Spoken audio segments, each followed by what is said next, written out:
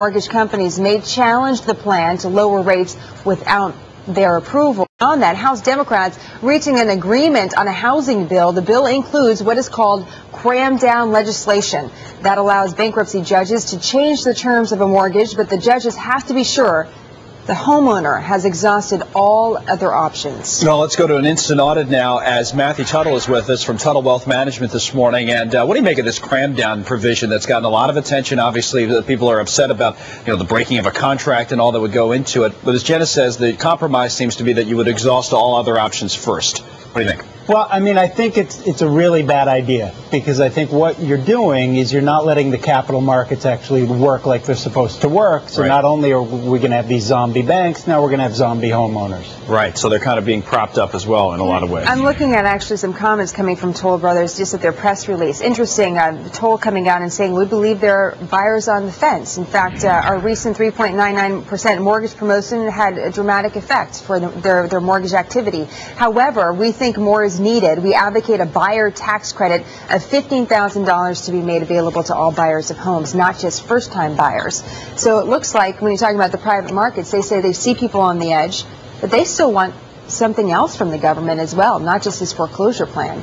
Well, yeah, I wouldn't mind tax credits, and I think if you let the capital markets work the way they're supposed to, housing prices come down, buyers jump in, don't take money away in taxes and things and tax incentives from people who actually have the money to go out and buy the homes.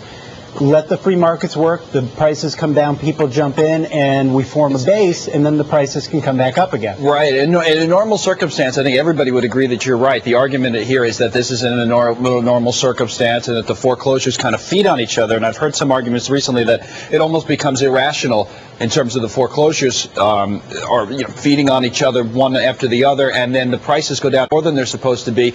Again, adding to the economic downturn. So they're trying to balance this, and it's very, very difficult to do that, I guess. Oh, yeah, very difficult. I think, it's not necessarily a bad thing long term if prices come way down. Right. People are going to jump into the market. Right, but it happens so quickly.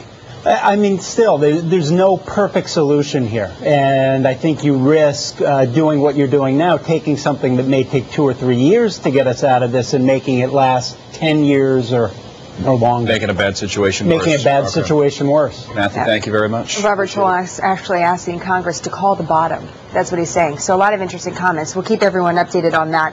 A new report on housing out this morning shows prices decline across the board. The RPX housing report tracks home sales in 25 major cities, all of them posting drops in sales prices during December compared to the previous year. Overall, prices on this survey fell by 22%, and that was pushed lower by sales of foreclosed homes. The number of foreclosed homes, the sales of those homes nearly tripled during that time. Well, President Obama doing his very best to boost the markets during his meeting with Prime Minister Gordon Brown. Mr. Obama compared the stock market to the tracking polls you see during a political campaign. What I'm looking at is not the day-to-day gyrations of the stock market, but the long-term ability for the United States and the entire world economy to regain its footing. What you're now seeing is profit and earning ratios are starting to get to the point where buying stocks is a potentially good deal if you've got a long-term perspective on it. Well, those comments coming a little after noon Eastern time yesterday. Once those comments trickled into the market, stocks did rally a little bit, but by 3, investors seem to have forgotten all about it. The Dow closing down 0.5%, but look at the S&P 500 closing below 700 for the very first time since October 1996. Amazing. Futures are up this morning, as you see at the bottom of your screen, with the government launching a $200 billion plan designed to spur lending. We've talked a lot about it in recent days, known as TALF, T-A-L-F, really about asset-backed securities. It's a loan facility for these asset-backed securities, and it works like this. The Fed buying back securities that are backed by different types of debt, including credit card, auto loans, and small business loans. And the idea here is that lenders can use that money to make more loans. Fed Chairman Ben Bernanke talked about the plan yesterday during a congressional hearing.